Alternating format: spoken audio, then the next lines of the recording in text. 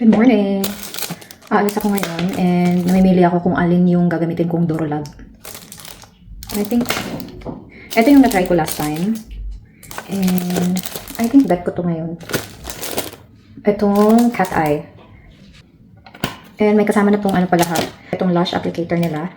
Ito yung glue-free na tong Durolab. Ayan siya. Glue-free na siya. Ingatan na natin na hindi masayang yung yung lashes kasi sticky na kasi siya eh. Napakadali lang na itong ilagay kasi may ano na. Ganyan lang.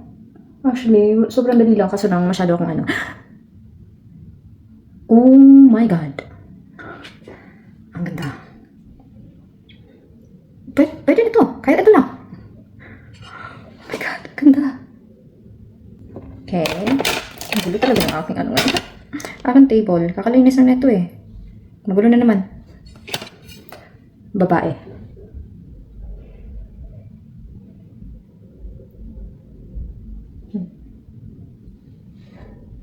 And hindi siya sagabal.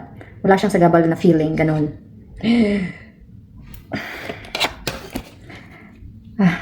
Finish na. May nanalo na. Done. Ang galing ni Durolab.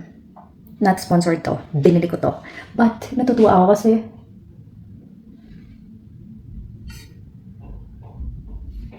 very easy. No need glue. My God. Ang dali na lang maglagay ng false lashes ngayon.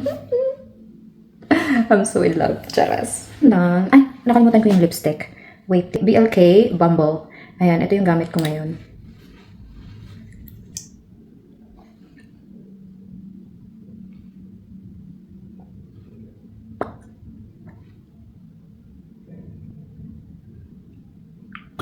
At saka ano nyo ba, ang mura lang nito.